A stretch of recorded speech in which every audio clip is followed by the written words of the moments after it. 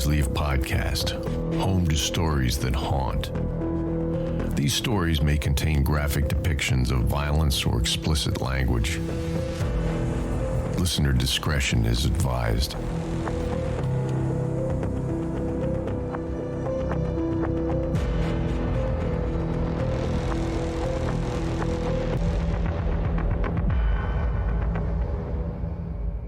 How can I describe what it feels like when the visitors come? It's like explaining the universe to a toddler while the toddler is on fire. I know that's a terrible metaphor, but I guess it's also very true. A better way to describe it is hitting a deer on the road with your car. You're driving along at night in the country, surrounded by cornfields in early autumn. You know it's deer season. You know they are out there, waiting. When one pops up in your headlights, you get a quick look at its face, the green reflection in their eyes, and bang, you hit the deer. Then it's over.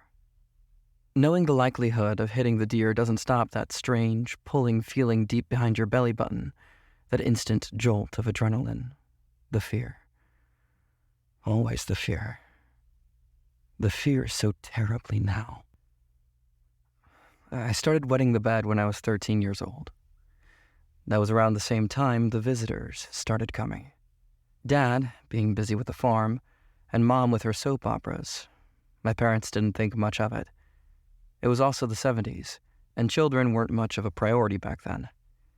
They bought me a mattress protector and were done with it. Maybe it was because you don't ask too many questions of what happens in a teenager's bedroom at night. I hated that mattress protector. It sounded like crunching potato chips when you laid down. It was miserably hot and sweaty during the summer. Still, it was a part of my life. So were the late-night hushed fights between Mom and Dad, the empty beer cans in the hallway, the stop-ins from the social services lady, the bruises, the visitors, and the cornfields. These were the constants of my adolescence. And the radio towers. I almost forgot about the fucking radio towers.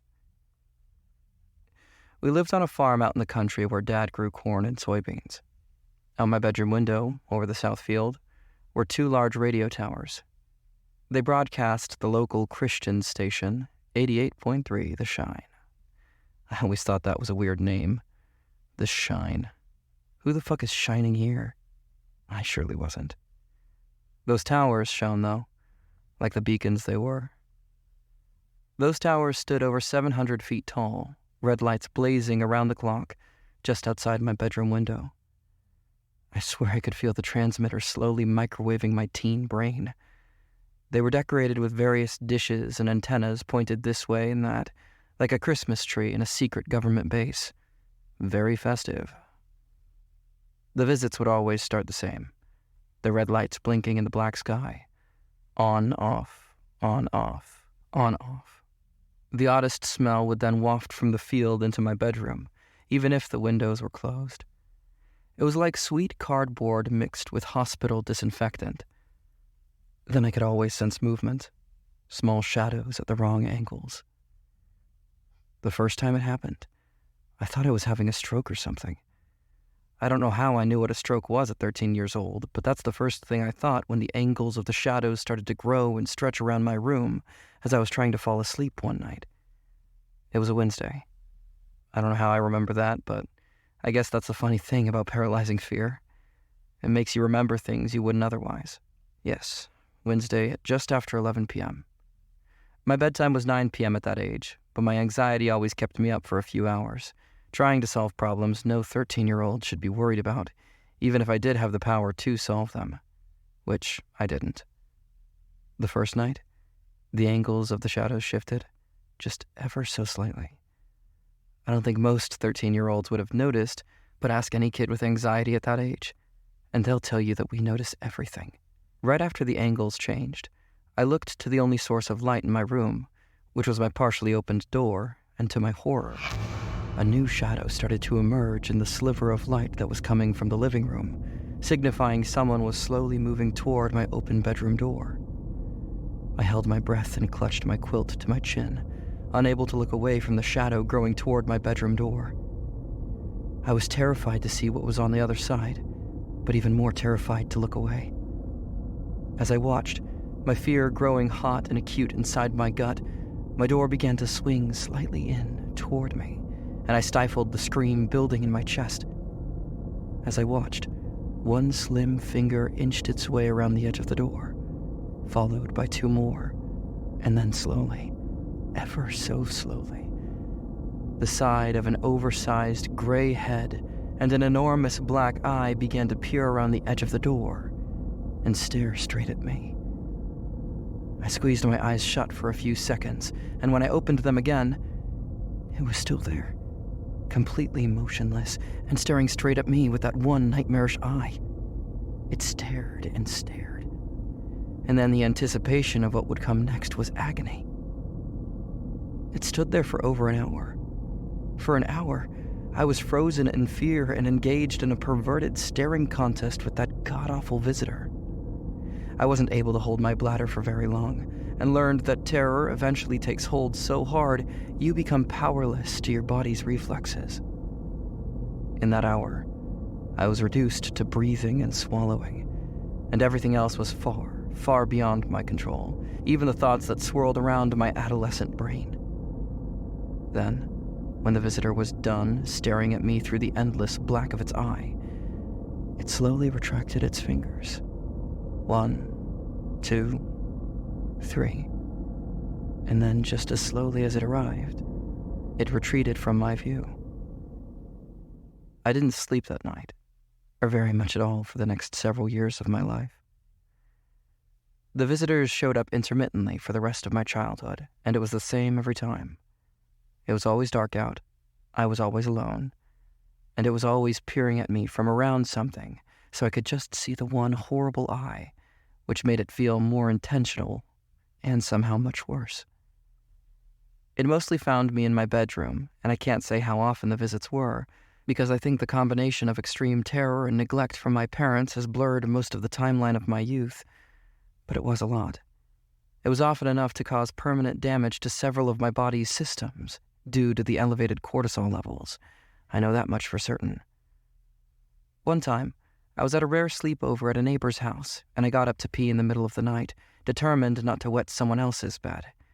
Blurry-eyed and still half asleep on my way back from the bathroom, I almost ran into a visitor peeking around the bathroom doorway, staring in at me.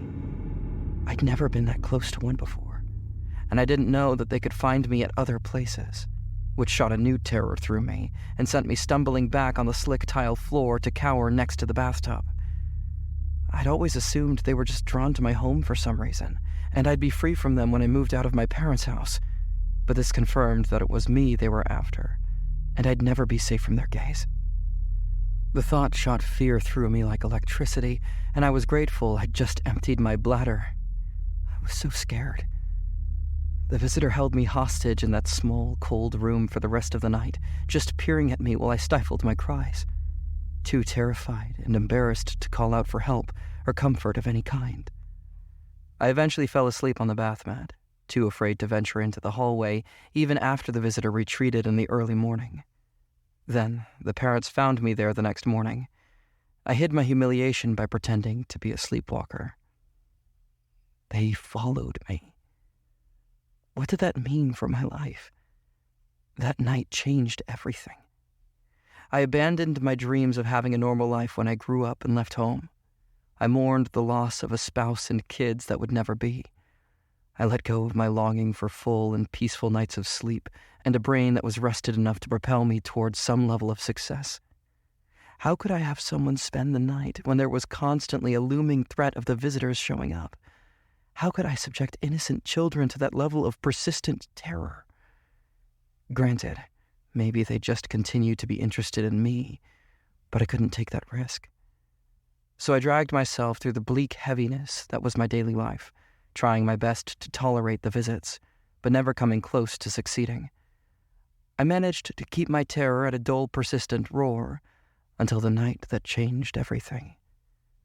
It was a Thursday at 10:30 p.m.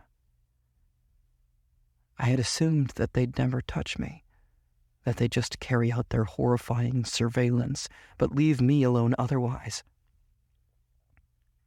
Then one night, when I was 17, I woke with a start, which was common for someone who has had a 4-year run-in with nocturnal visitors, and looked around the room to confirm that the angles of the shadows were changing, which, of course, they were.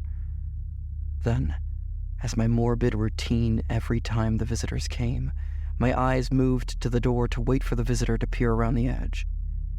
I waited for several minutes for it to appear, and then began to wonder if because I was so used to the shadows' shifting angles, I'd begun to imagine them moving when they weren't. Many minutes went by with no sign of a visitor, and I slowly started to drift to sleep. But then I felt the slightest compression on the blanket over my side, jolting me awake again. My eyes shot open, and to my horror, there were 3 long, thin fingers gently resting on my side through the covers, and they were attached to a long, thin arm that was attached to the naked gray body of a visitor. I'd never seen both enormous black eyes before at the same time, and staring into simultaneously and at such a close range was what I imagined it feels like to be at the edge of a black hole, knowing you are about to become nothing and powerless to stop it, or comprehend how it's possible to come in contact with such endless horror, how anything is possible in this monstrous galaxy. The raw fear that came from the visitor's touch electrified all of my limbs. I bolted out of bed and past the visitor and out of my house and into my car. I drove in a blind panic and didn't stop. I drove and drove through the night and into the next day, and I never looked back. The first several months were a blur of living in my car and stealing what I needed, which was everything, considering I left the house in a pair of pajamas and no shoes. I'd ended up in the high desert of New Mexico and eventually found an abandoned hunting cabin to hide in while I figured out my next step. No one ever came to claim the cabin, and so I stayed on. After a few months, I allowed a sliver of hope to sneak in through some forgotten part of my brain as the visitors didn't come for the first few nights, and then weeks, and into months. It seemed they hadn't followed me, and I was starting to sleep for the first time in a half of a decade, and it was glorious. After 2 years, I won't go so far as to say I was happy, but I found a new contentment in my semi-solitude, as the fear that had gripped me for so long started to melt away ever so slowly.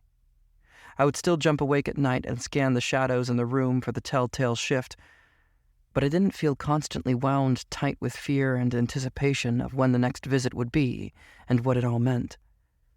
I forgot to mention the existential crisis that comes with being visited, but it's beyond comprehension and not something anyone, let alone a teenager, should have to grapple with. The who and how and why of the situation is enough to drive you to an early death at your own hand. But I digress.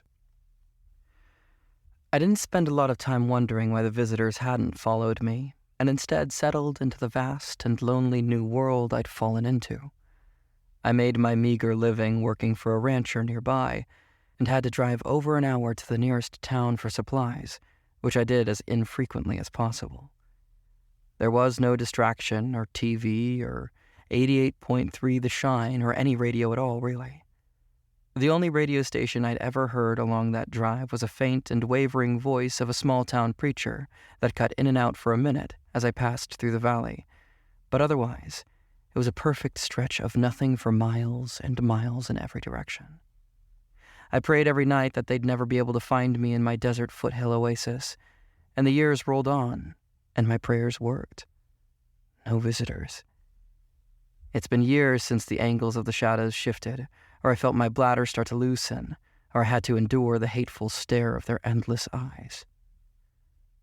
But then yesterday, something changed.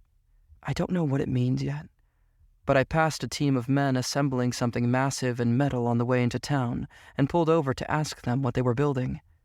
They didn't know how to explain exactly what the company they work for does, but they said that people have phones now that don't require a telephone pole or cord of any kind, and you can take them anywhere you go. You can call from anywhere too. As long as there is a special tower nearby to transmit the signal, and they were building one of those towers. They're everywhere now, they said. A deep, arresting shiver traveled through my body when I heard that. My mind wandered back to the awful, blinking red that hypnotized me through my bedroom window every night, and another shock of cold clarity ripped through me and into my soul. The on-off, on-off, on-off of red blinking in the black sky outside the window of the bedroom of a doomed child.